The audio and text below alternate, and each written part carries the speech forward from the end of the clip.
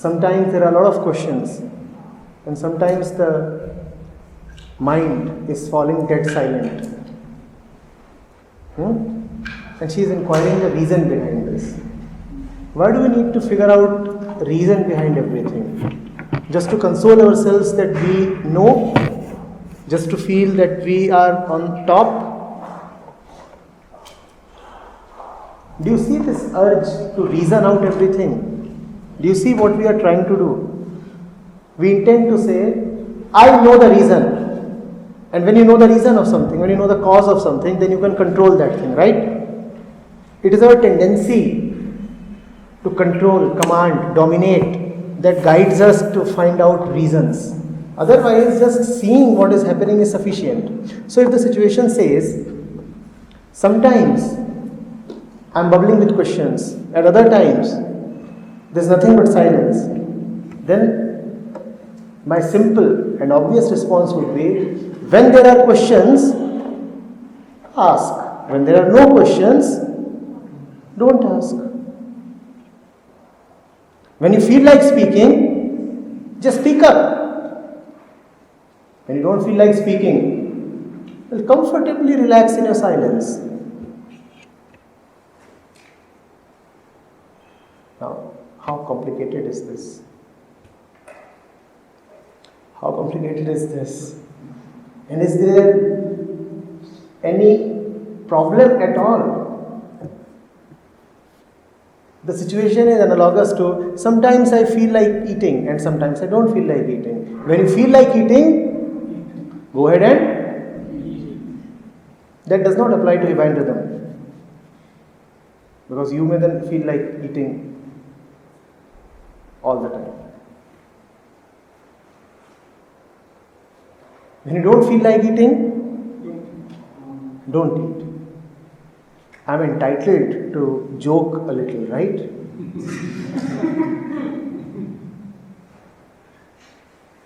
And I also deserve to get some appreciation on the jokes.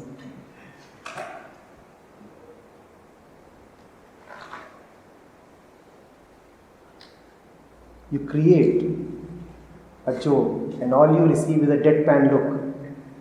Yes, Iba? How does it feel?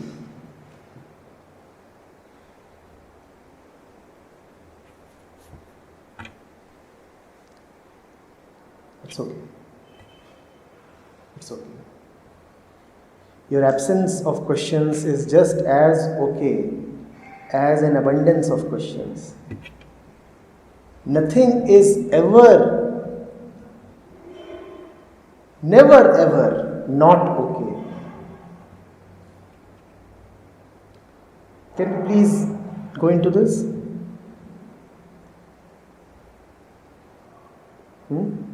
Nothing is never ever not okay.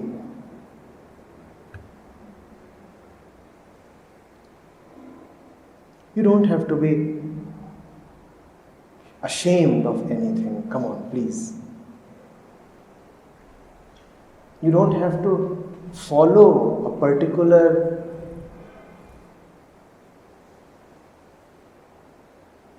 pattern of conduct.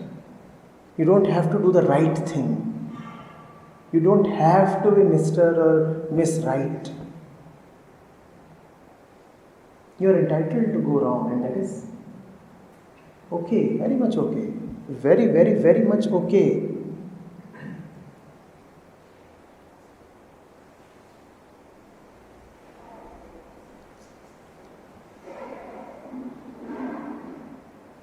Not understanding is also okay.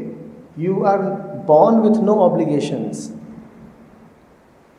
Even the obligation to understand is not there. If you do not understand, even then, it is okay. You understand to be okay. If you are okay even without understanding, then it is okay, and doubly so. Why else do you understand? So that you could be okay. Now if you are okay even without understanding, why go through the whole thing? It's okay, fine. I'm not getting any of what you're saying, but still feeling fine. The system is relaxed. The mind is cool. The senses are where they must be. There is no fear. And even if there is fear, it is still okay. Nothing bogs us down as much as this urge, this inner obligation to live rightly. It's as if all the time somebody else is sitting within us, keeping an eye, checking whether we are doing the right thing. And we all know how big a pressure that is, how distasteful and annoyance that is. Would you like someone to be always watching over you? It's like a policeman has been deputed just to keep an eye over you. We all are carrying that personal policeman inside of us, aren't we? Yes? Wherever we go, he follows us. Rather, he sits within us. He doesn't even need to follow. He follows us from within. People talk of having a soul inside them. All I can see is that we have a hole inside us. A rat hole in which hides that policeman. Can we please plug that hole? Not even plug it, fill it up. Level it.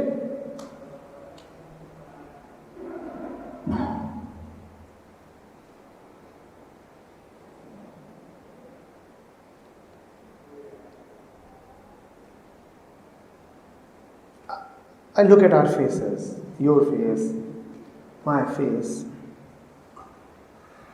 and we all feel like prisoners to ourselves.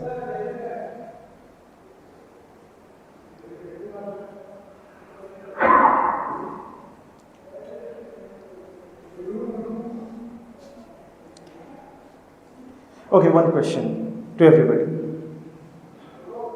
What if there was absolutely nobody watching over us? What would we do right now?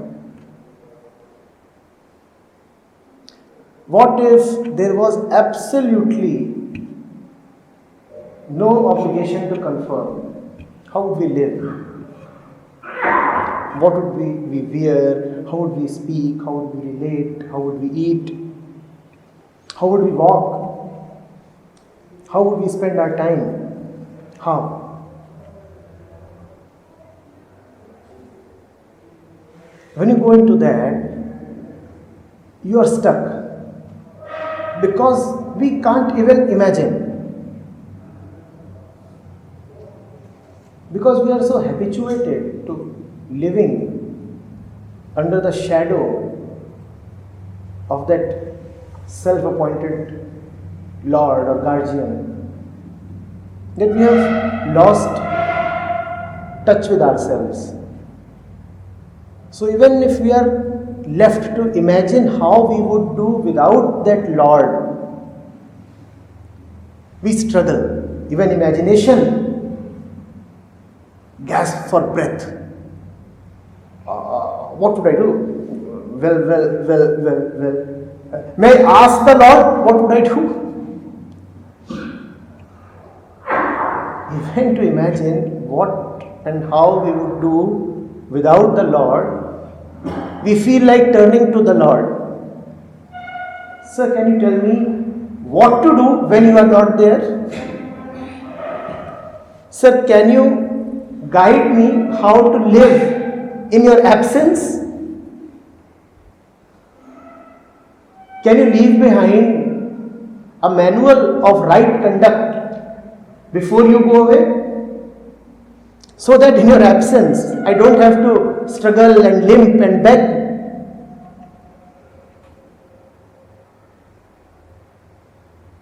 How would you live if that policeman is not there?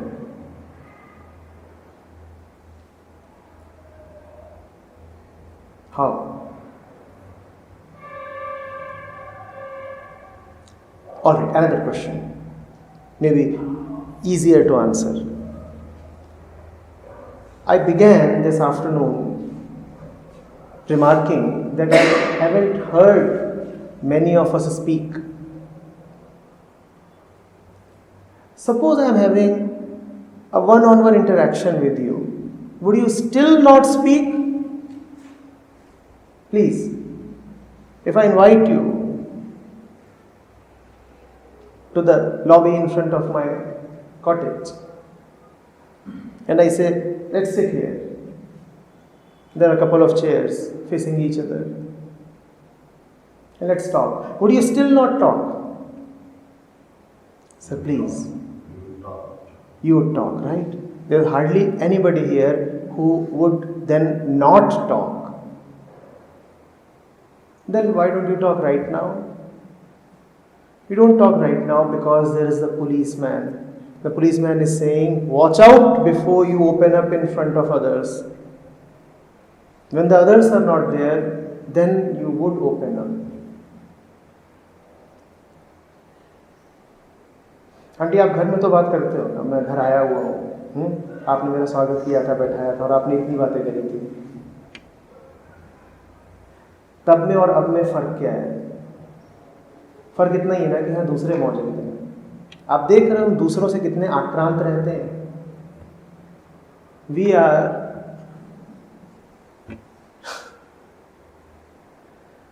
mortally afraid. It's worse than the fear of death. Others are such a terrible load upon us.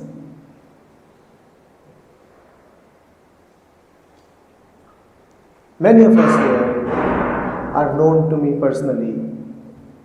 I know how they are in their solitude, in their privacy.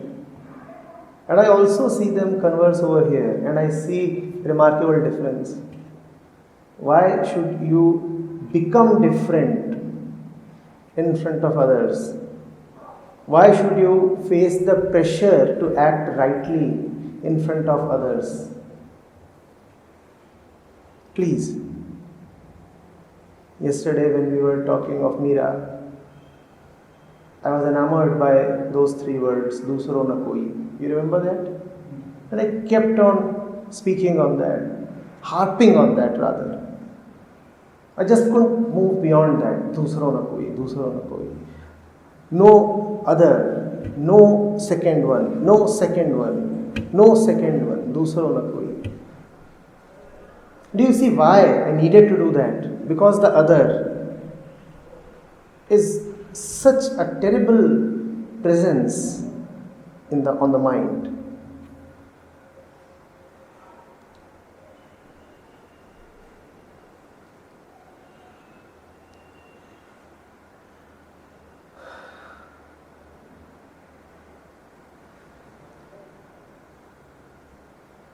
All is okay, at least in these 4 days, rather 3, everything is okay.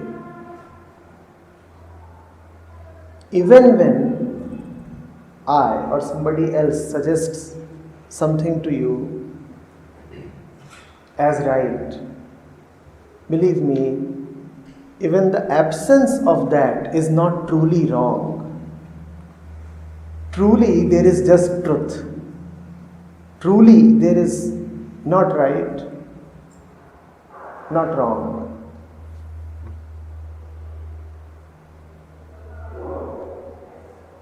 Even I might suggest sometimes or censor or go to the extent of admonishing, saying that what you have done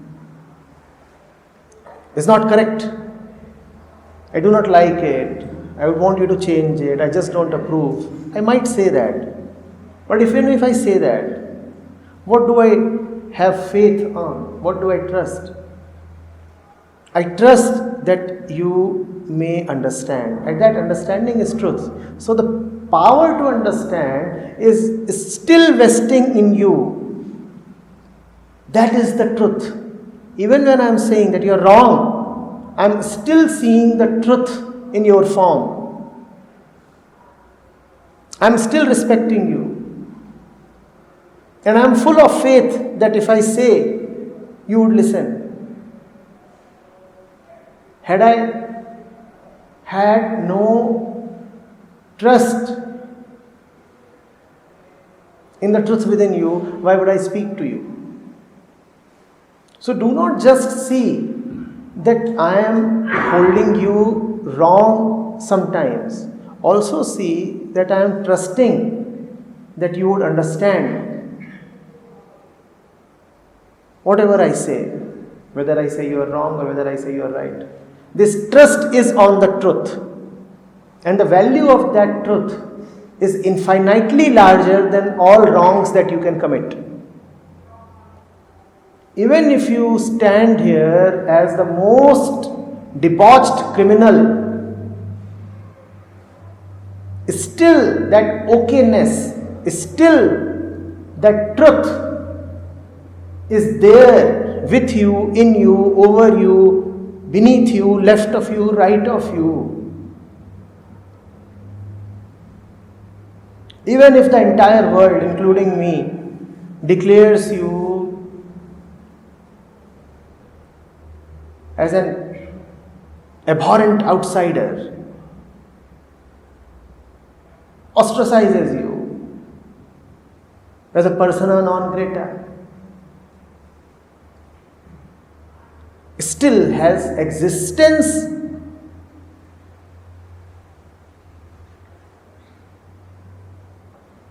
washed its hands off you? Has the air refused oxygen to you?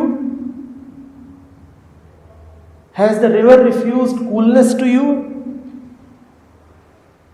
Has the sun refused warmth and radiance to you? Has the moon refused peace and madness to you? Does existence ever say that you are not okay? I'm asking you, please. That okayness is a million times more powerful than the power of that policeman. I'm not asking you to fight against the policeman. I'm not asking you to do away with all the social, educational, situational forces, influences upon you. They would always be there. But how does that little influence matter when you are totally immersed in the truth? I'm asking you.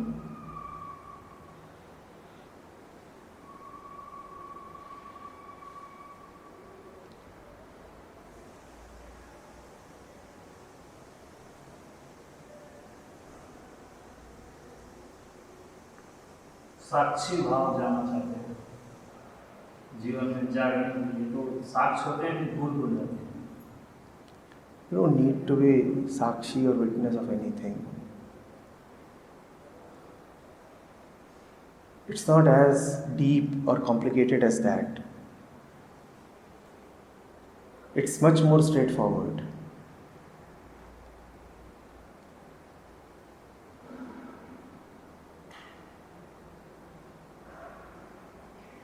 The air is there, and the air is sometimes dry and sometimes humid. Is it not?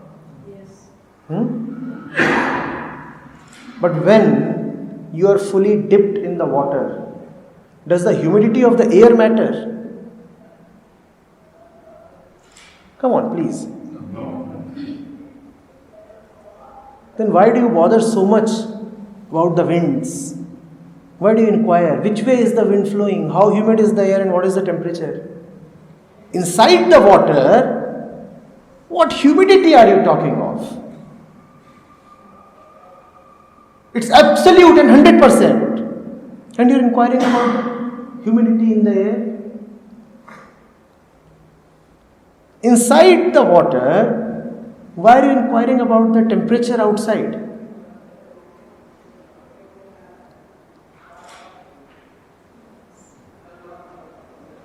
What does a deep sea fish have to do with the flow of the winds?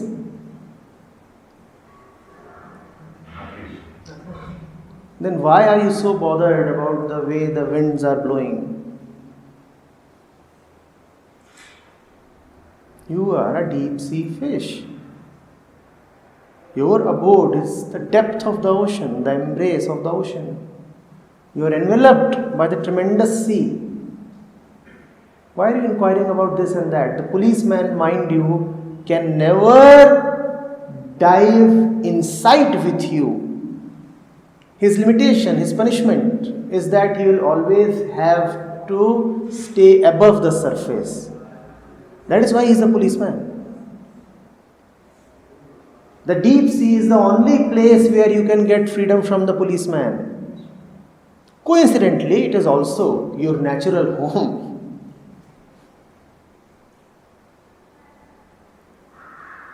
Leave the policeman behind. Dive deep. Why do you have to worry about all the statistics that the policeman provides you? You know, today you were 65% right and 35% wrong. You know what? Today, on the social acceptability quotient, you stand at mark 32. You know what? You are being downgraded from A minus to B plus. Why? You didn't wish the neighbor rightly.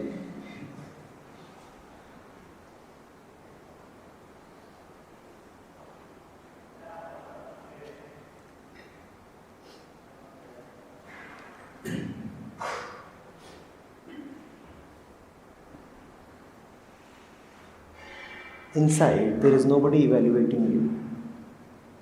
Just nobody. Just nobody.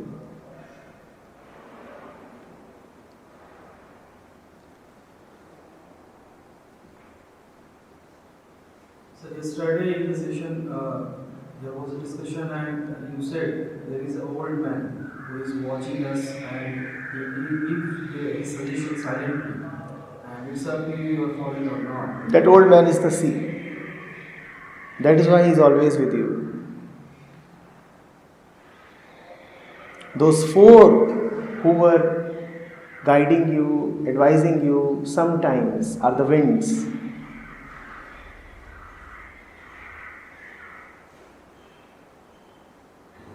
Are you getting it? The ocean invites you. The ocean embraces you. The ocean never rejects you. At the same time, when you decide to move out of the ocean doesn't hold you captive. You have that freedom. When you decide that you would rather belong to the winds, the ocean would say, so be it. But you can enter me anytime, anywhere, from any point. I am all pervasive. I am present everywhere. And there is no definite entrance door. If you want to move into the river, where can you do it? Anywhere. Anywhere. Just anywhere. The river doesn't refuse you admission, or does it?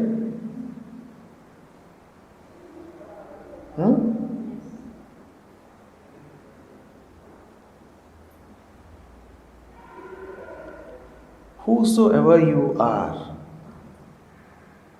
why do you forget that your eyes are able to see? Your heart beats, You can think.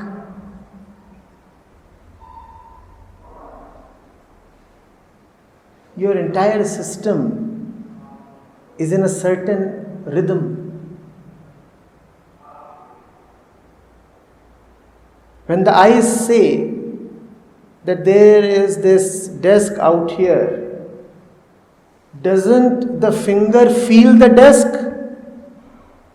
Or are these two senses out of sync?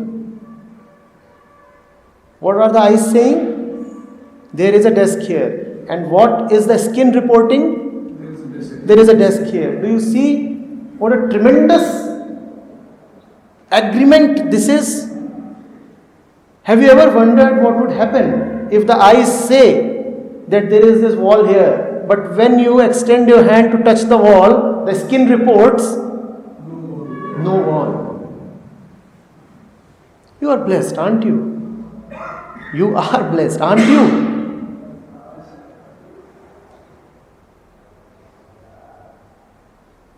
Otherwise, how would we play?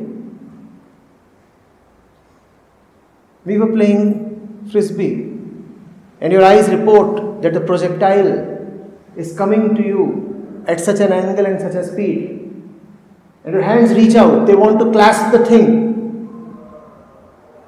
and they clasp it, and there is nothing. The eyes have cheated you.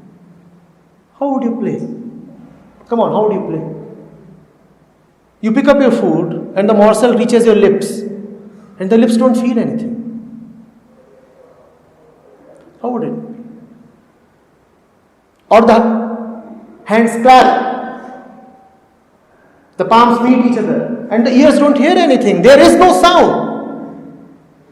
Or if the ears are hearing a sound without the hands meeting each other, and clap. How would you live? Surely someone is treating us with a lot of respect and dignity. Surely someone is never failing us. Surely someone is never disappointing us.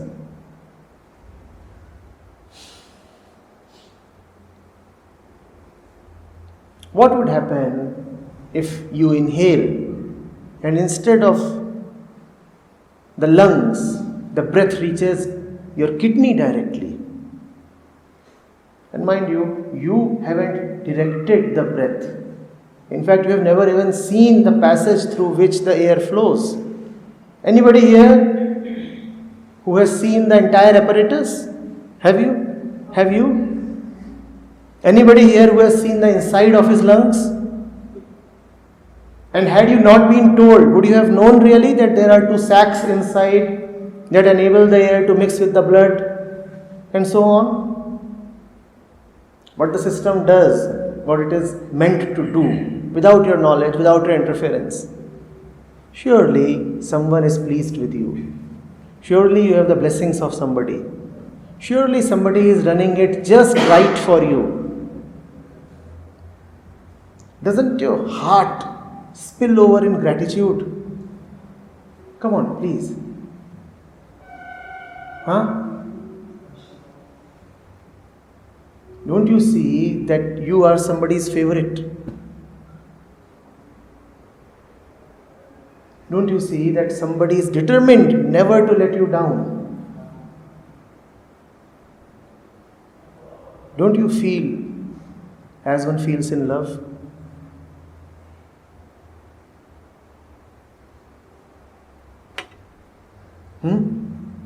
What if I speak and you can see my lips moving, but nothing reaches your ear?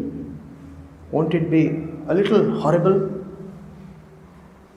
What if everything remains just right, but the air molecules refuse to carry the waves that reach your eardrums? Not only are your senses in sync with each other, the entire existence is in sync with you, your system, your person. Your lips move and the air dutifully, like a trusted friend, agrees to carry the waves to the ears of the other person. What if the air refuses? And have you signed an agreement with air? Are you paying the air? Is the air obliged to please you? You are indeed somebody's favorite.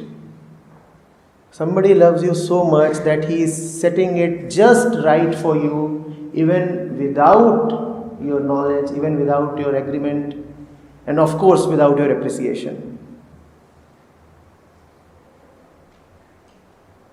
Ma'am, how can you then sit with a fallen face? How?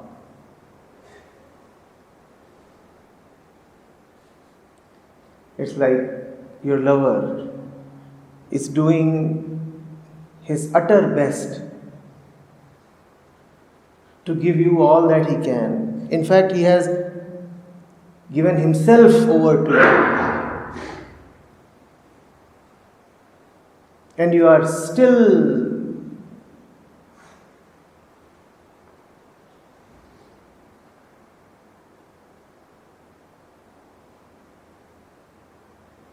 sulking.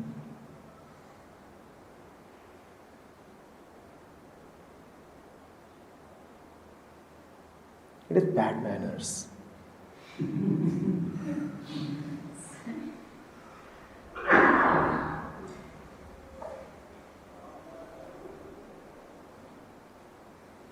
When someone is giving you so much, you must at least cheerfully say thanks, hug him, kiss him. And if you can do none of these, you can at least just be cheerful.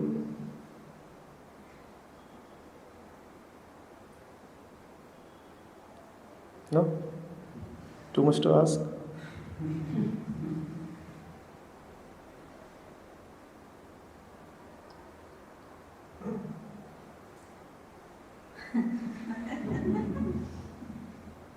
No.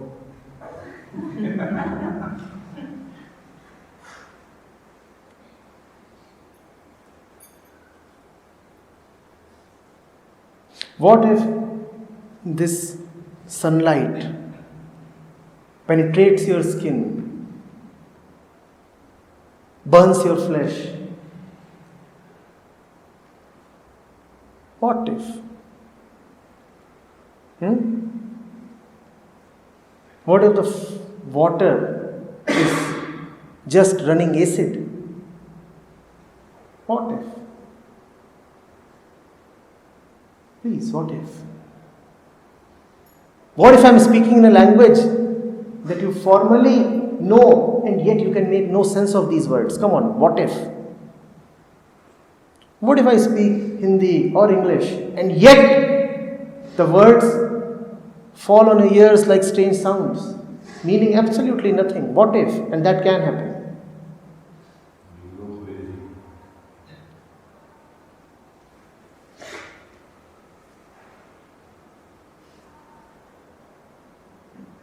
Somebody is keeping it warm behind your back. Somebody is taking good care of your house.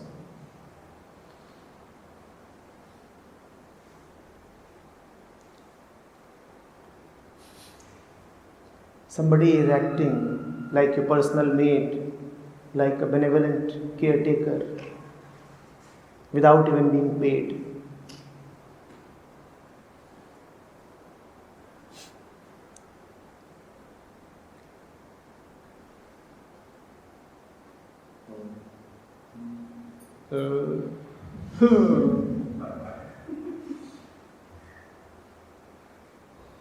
What if your teeth just fall down?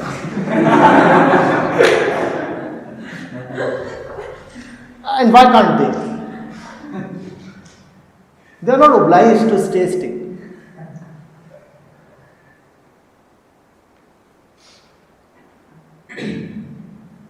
The morning you wake up and you are counting 28, 29, oh my God, 3 are missing.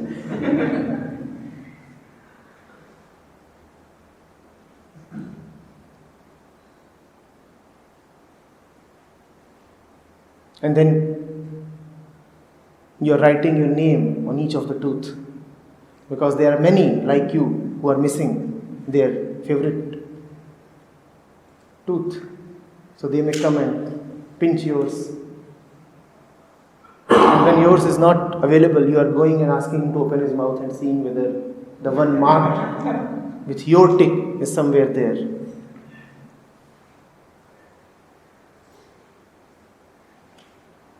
What if you suddenly wake up and you find that your jeans don't fit in anymore? In the night they were just alright. Waist 32. In the morning it's suddenly 28 or 38. Why? Have you earned it somewhere? Have you deserved a pledge that you will wake up in the same shape and form as when you went to sleep? Why do you take it for granted? Why must you not wake up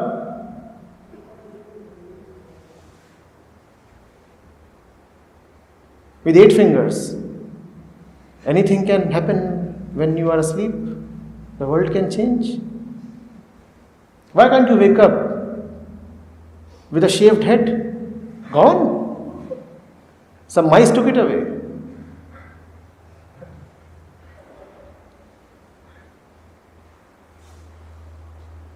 Why can't you wake up as a man? Oh.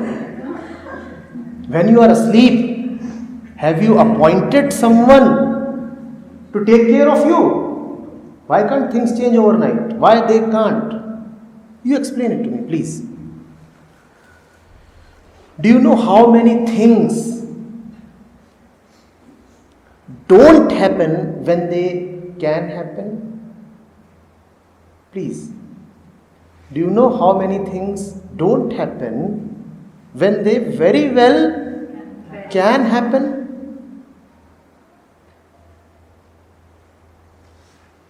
Whom are you going to blame if you suddenly develop a killing ache at this point and it doesn't go away? No medicine is able to cure it. And why can't it happen? But it does not happen, at least not usually.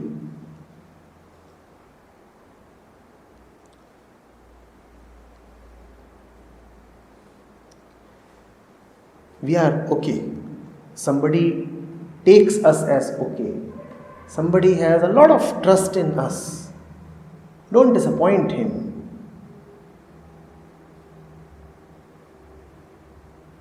With sagging faces and drooping shoulders and lukewarm lives and half-dead eyes. Don't disappoint him.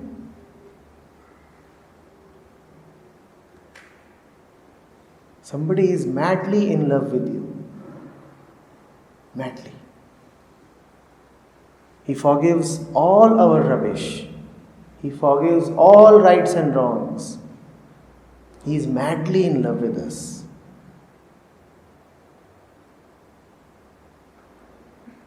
In fact, he loves us to a fault. Somebody should counsel him to withdraw a little.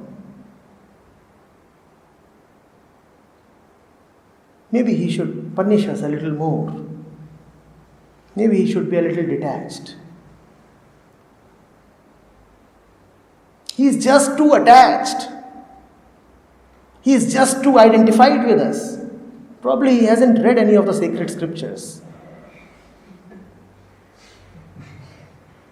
Such identification, such attachment.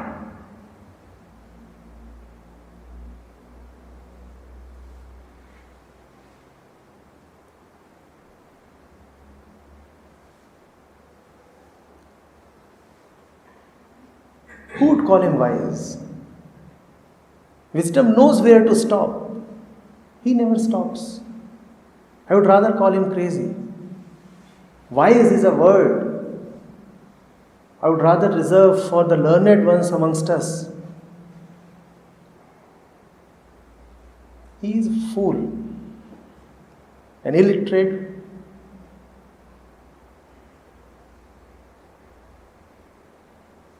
incorrigible fool.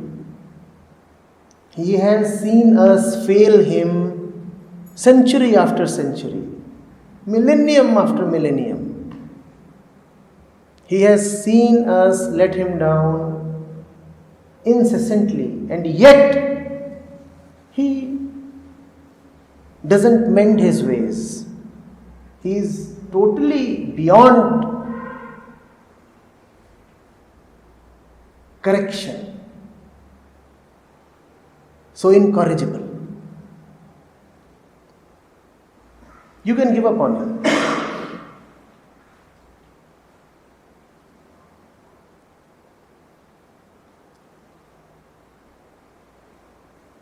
The scriptures tell us to not to live in imaginations. But look at him. If he sees our facts, he would be forced to dump us. But in spite of seeing all our facts, he still has hopes. Surely he is living in some imaginary world. Because our facts surely don't make us deserving of his love. On any benchmark, we have done nothing to have what we have.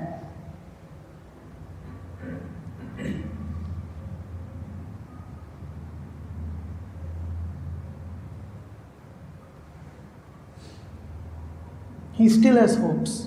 He still thinks that we would understand one day. You keep on failing, he gives you chance after chance. All right. One more day, one more breath, one more situation, one more birth. Come on, please. You will succeed, and I will keep you in the game till you succeed. Like a loving father, he is saying, come on, son, let's play. Let's play. And the game is of indefinite duration. The game will stop only when you win. Till the time I win, the game continues. And I'll never be short of energy. I'll never be short of patience. The game continues till you win, till you succeed, till you make it.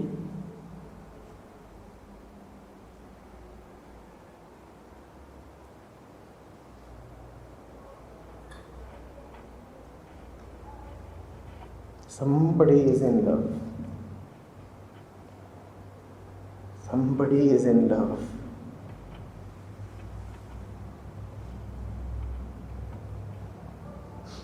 The scriptures keep on talking of loving God. And God Himself is madly in love.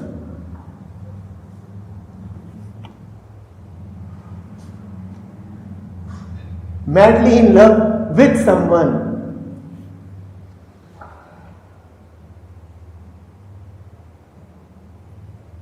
Who probably even doesn't deserve His love.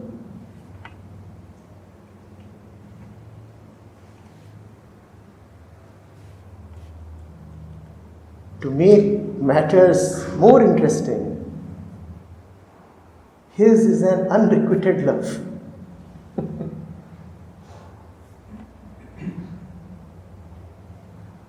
A love that is so one way.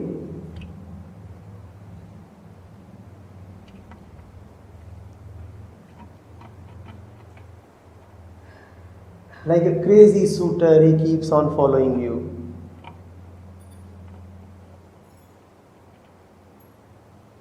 All that he wishes is that you smile. Your smile is your I love you too. But you never do that. You never reciprocate. And it doesn't matter.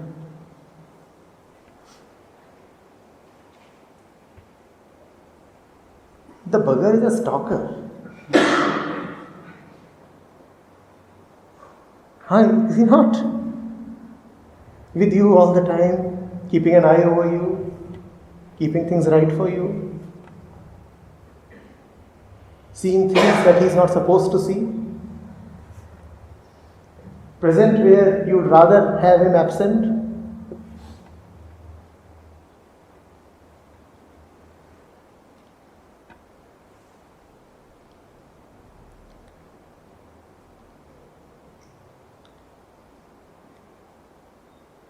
Sir, the earth is not obliged to stay firm under your feet. It can collapse, it can withdraw, it can make way, but it stays where it is.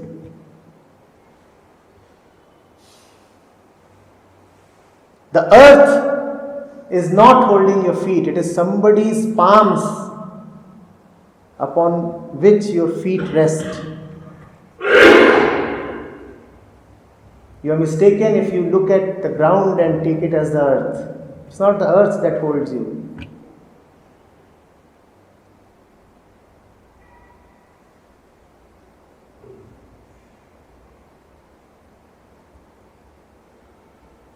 Do you see the foolishness of this love? Somebody is having you walk upon his palm.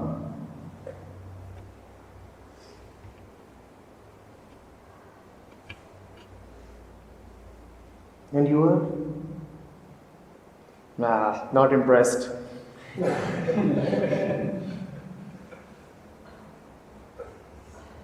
Come on, man, you need to do a little more.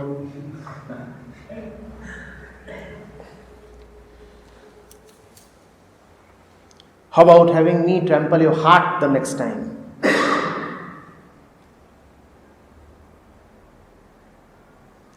The palm is just skin, dead cells. I want to step upon your heart, upon flowing blood.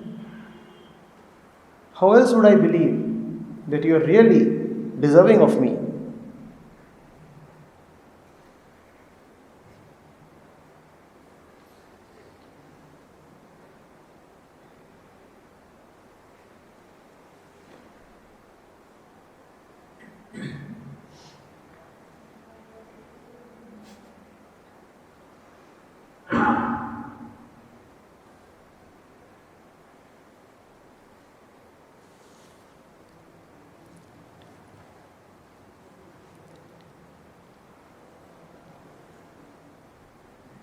What if the cells suddenly grow old?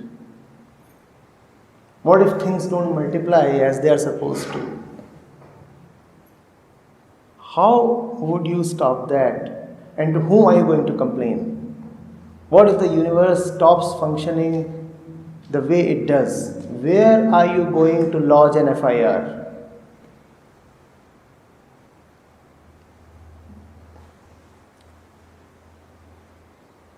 The sun implodes.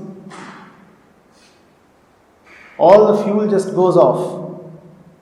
And there is such an immense radiation hitting the earth that you too go off along with the sun. Where are you going to lodge a complaint? And why can't that happen? How do you take the sun for granted? Come on, please.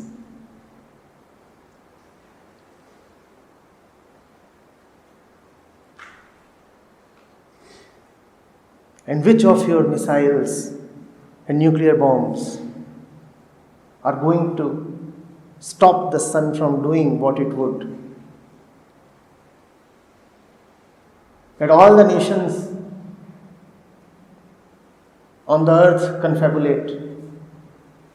Let there be a united force of planet Earth And then let's see how powerful it is against, forget the sun, even the Venus or Mars. Let's see how powerful all our forces are against even the little moon. Let's see.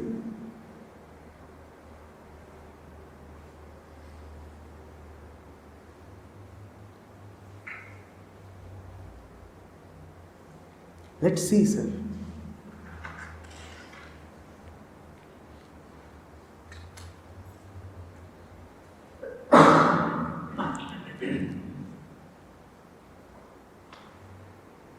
What if young ones stop getting born? What if the young ones are born cunning?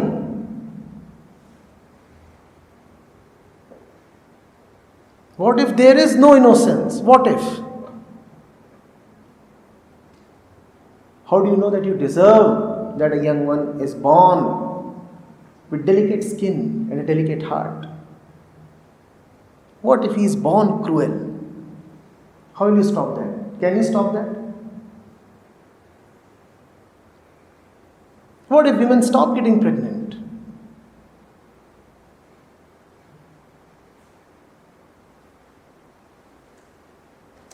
What if men lose their virility?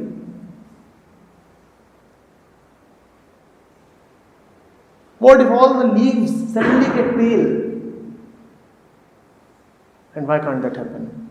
How would you arrest that?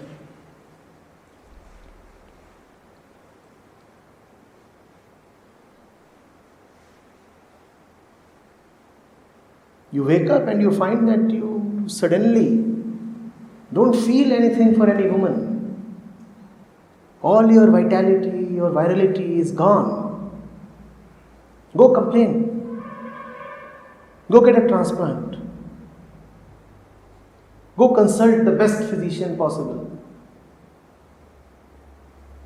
Go rake up all the knowledge that you have about the human body and see whether it helps.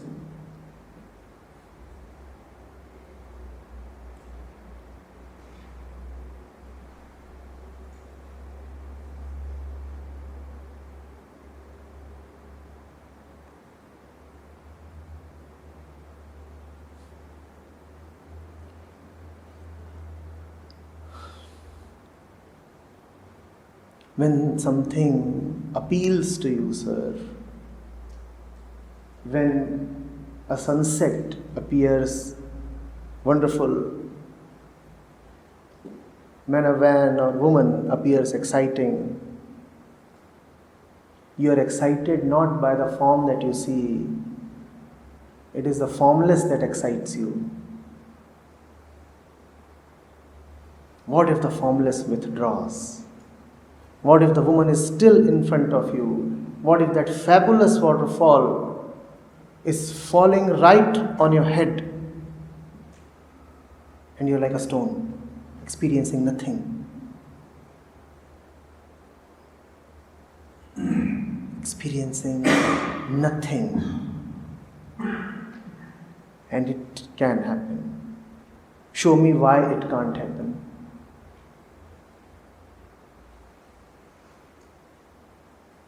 But you would return to the waterfall and run after the woman, but never ever acknowledge the formless. Yeah? And you would say, it's the woman who has brought bliss to my life.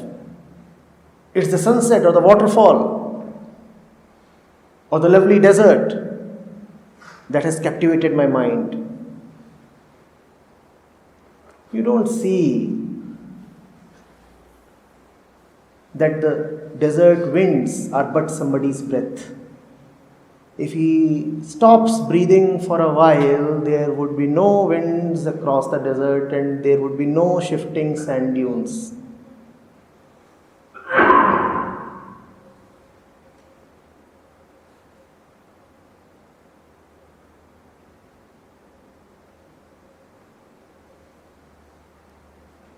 You'd go there with your fancy cameras, click the moon, click the desert, click the sunset, Click the stars, click the waterfall, click the woman, click the child. Why don't you ever click the formless? Why don't you sometimes, at least sometimes, dedicate a Facebook album to him? Why don't you? Because then you would not be entitled to your sulks. Because then you would no more be entitled to your complaints. And you'd also probably not get as many likes on your album.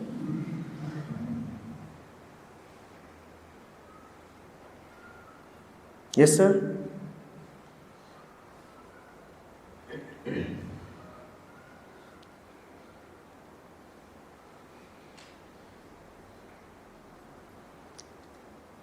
You say you want to learn about the Sakshi or the witness. You want to learn about him without having any feeling for him, any gratitude for him. You want to learn about him. What kind of learning is this? Information? Database? Dead knowledge? Witnessing is love.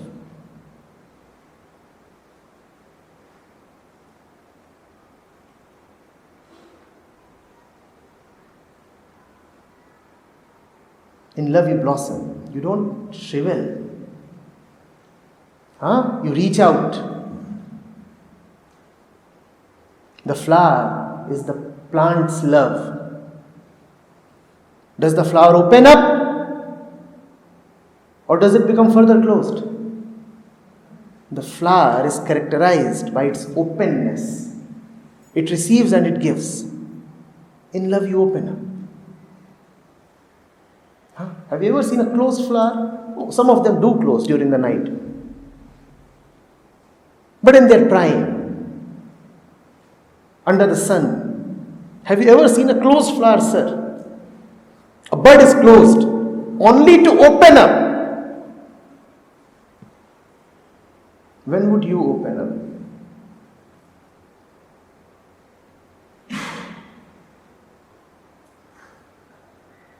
Open up.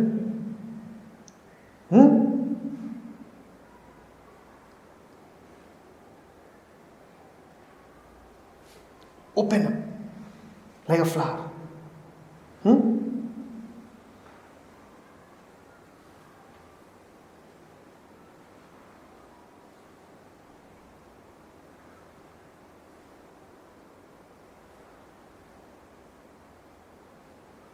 That's a little risky. You see, the stem survives.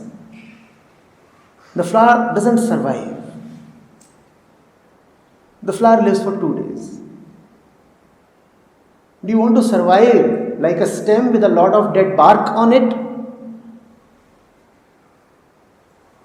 Or would you rather survive for just 2 days like a flower? A living, smiling flower.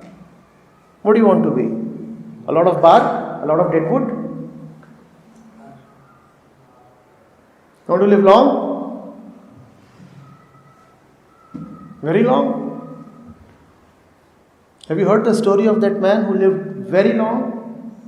Yayati? Some other day. He lived really long. Or would you rather live like Abhimanyu?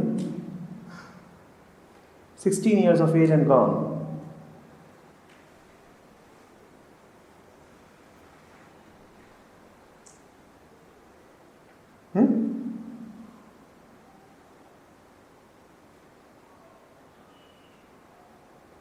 Like a Shankar, in his 20s and gone.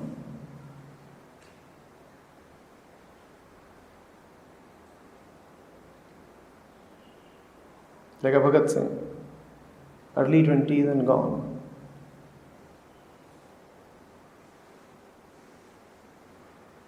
Or do you want to just continue living, dragging your feet through life? And people are wondering, still alive? We were looking for him in the graveyard.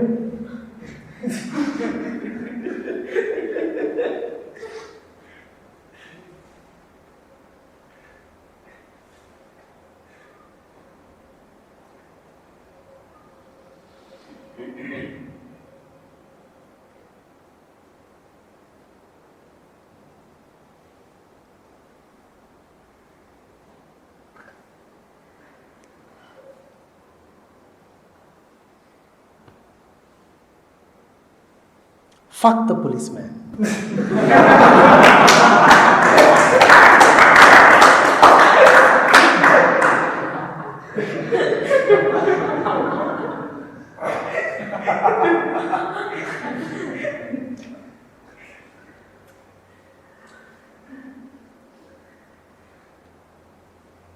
When everybody was playing frisbee, where were you? Watching. And he's inquiring about Sakshi, the watcher.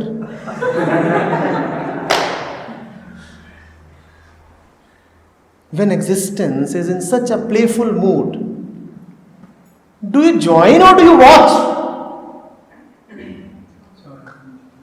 What is all this thing about witnessing then? And what kind of friendship is this in which you participate and the other one watches? Come on. We thought friendship or love was about being with the other, not having the other watch from the margins.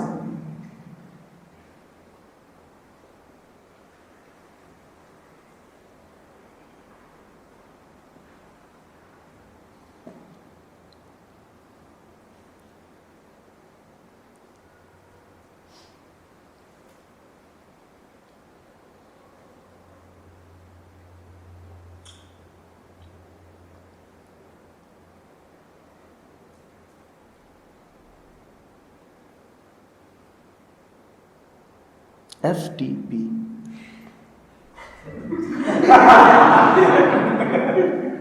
Yes, Priya? FTP.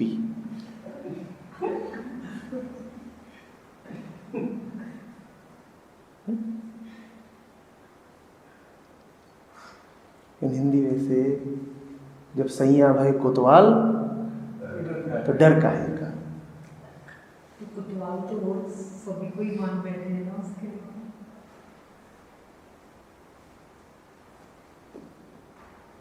The biggest kotwal is with you. Now who are you scared of?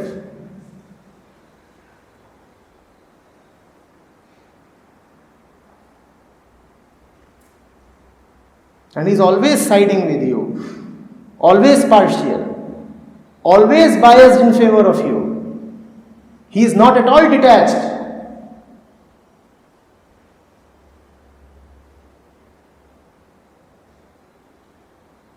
He never judges fairly. He always judges in your favor. In spite of all that we have been doing, in spite of all that we are and we are not, still the heart does beat, or does it not? He is such a biased fellow, right?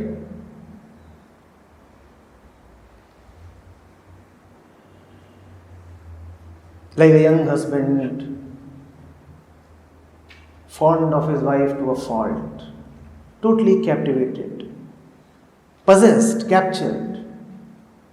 We have possessed God. We have enslaved Him. He keeps on doing our bidding. He is our servant.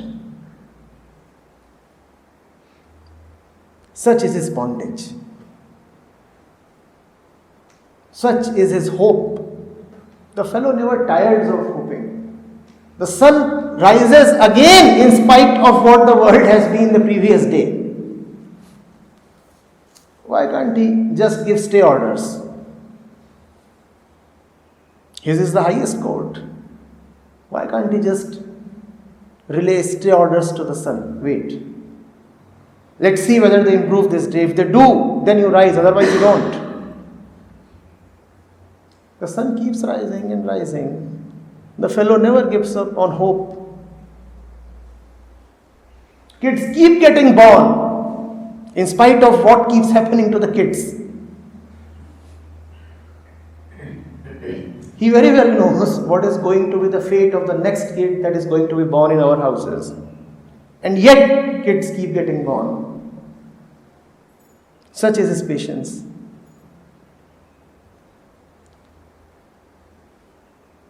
And Yet what matters to us is the damn policeman.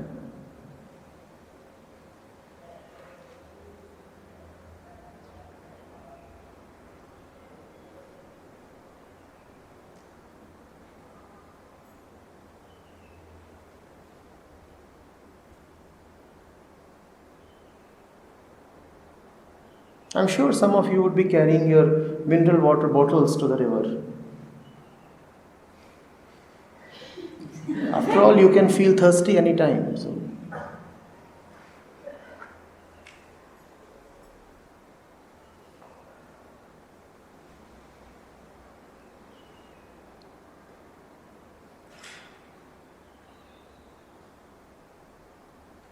Kamlesh was thinking of carrying an umbrella. What if it starts raining when he is taking bath?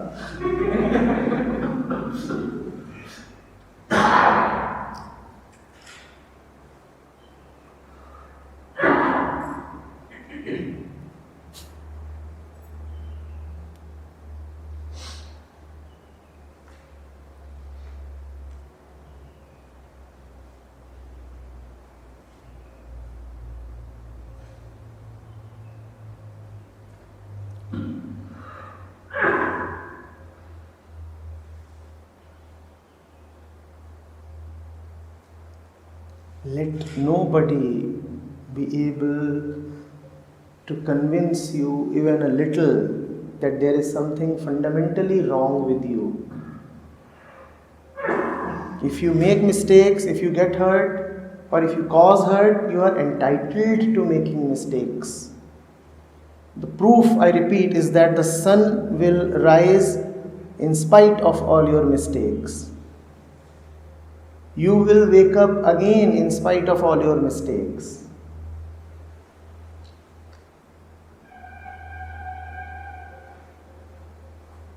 Even if you commit suicide, you will still wake up again. That's what this land has been saying.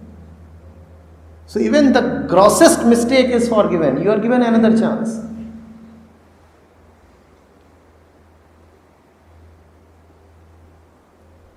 Fundamentally, each of us is just the same. And what is that sameness? Each of us is okay. That sameness, that okayness is what is called the self, the truth, the Atman. When it is said that the entire mankind is one, what else does it mean? It means that we all are okay. That is the only point at which we all can meet.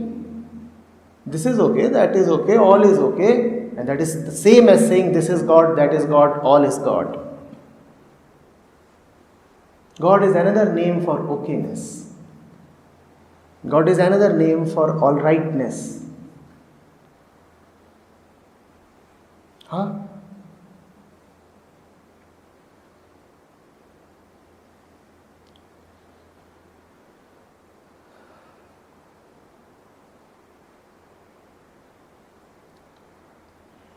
That doesn't mean that we don't stink. We do.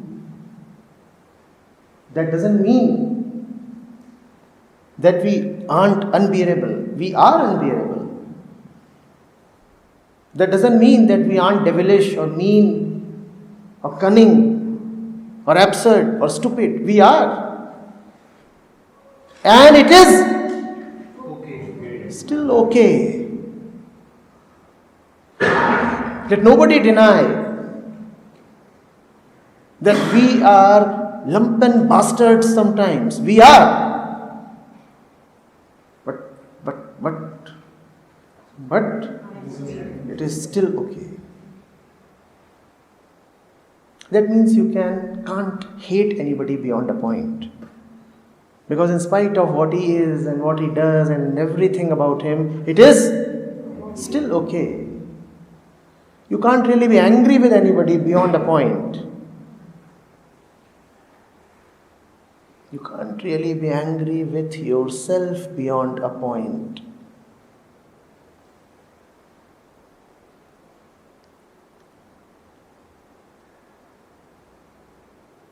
And if the policeman says that you are not okay, you say, 50p. Yes?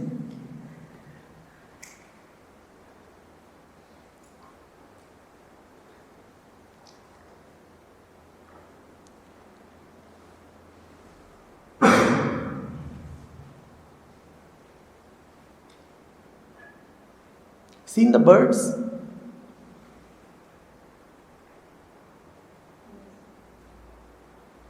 When you are born, you find them singing. When you are young, you find them flying. And when you die, they come to pick upon your flesh. Do they ever fail you? Even if your corpse is rotting, they still come to you to pick your flesh. They come as scavengers, but they still come. Does existence ever abandon you? Even if your body is lying unattended, existence still takes care of it. It sends the vultures, it sends the bacteria, it sends the rain, it sends the sun, and they all together take care of your body. It is the bird's greatest love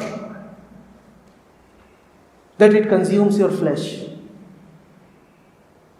You are never abandoned. The same bird that sings for you and mesmerizes you with its song and its flight, that very same bird comes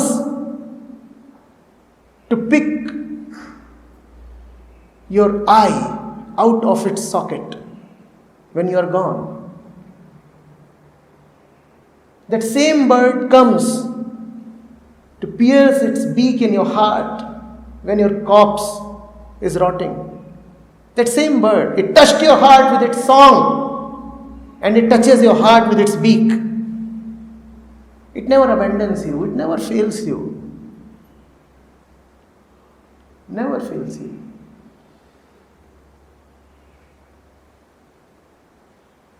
Even in your death, you are okay.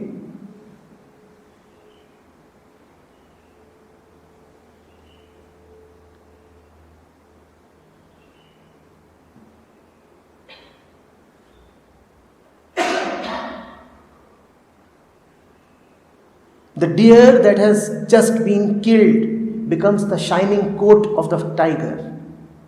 It is still so awesome. What else is the shining coat of the tiger? What else is the fur of the lion? The deer and the horse and the zebra. Yes.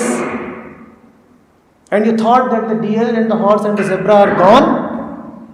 And existence didn't provide for them? They are not gone. They have become the sharp teeth, the bright eyes, and the burning coat of the tiger. Existence is still holding you in its arms. You are still finding a proper place. Are you not?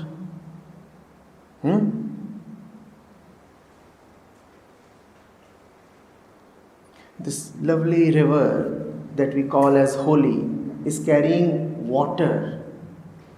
Where is that water coming from? The snow-capped peaks, right? The Himalayas. The melting snow is what this water is. And where did the peaks get their snow from? The clouds. It rained and it snowed. And where did the clouds get their vapors from? Do you know what all has dried down to give the clouds their fullness? Do you know what all dries and decomposes so that the vapor may rise? It is your sweat. It is your filth. It is your excreta. It is all the rubbish of the world that you ever see drying down. Have you ever seen rubbish dry down? That dried down rubbish becomes the Ganga. Where else do you think does water come from? That's the way of existence. Everything becomes holy in its slab. And what you think of as unholy is just holiness in another name and form.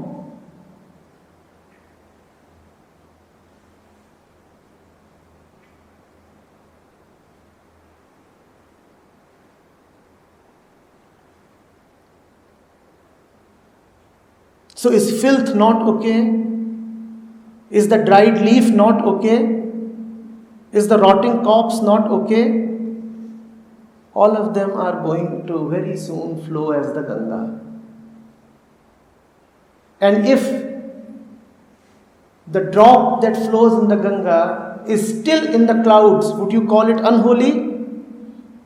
And if the drop that is to be in the cloud is still on earth in the filth, would you call it as unholy? Would you? Then what are you complaining about? What is unholy here? What is unwanted here? What needs to be changed? What needs to be made holy? Where do you see unholiness? What are you left with to do? What is your purpose in life? What do you want to correct? What do you want to achieve? Ganga is already flowing, and everything is coming into the flow of Ganga. It's just that there is this manifested Ganga that you take as sacred and holy, and then there is the invisible Ganga that is flowing all around and all over. Your very sweat is the Ganga.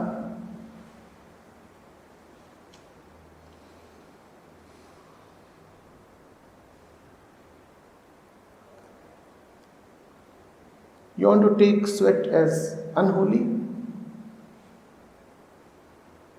and yourself as unclean? What do you want to clean? What do you want to set right? What's the great mission that you're after? What would complete you? What would take you home? When did you wander away?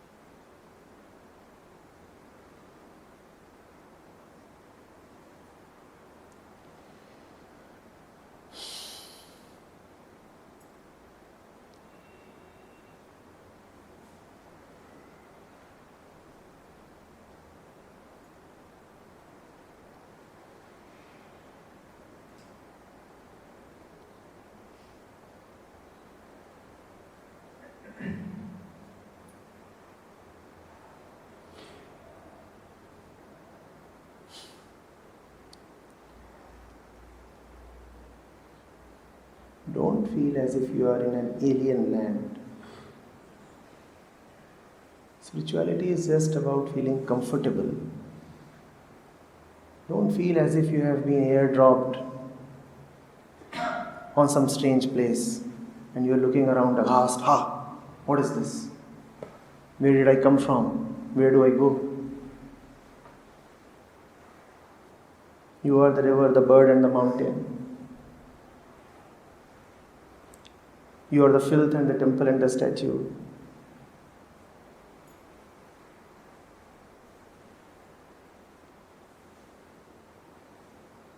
You are the holy book, the blood, the killer, and the hangman.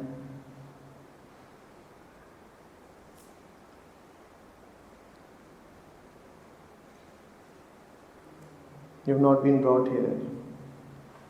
You are here. You arose from here. And you won't go away anywhere. You just settle down here. Then what makes you unsettled right now? What makes you stare at existence wide-eyed, uncomfortable, overwhelmed?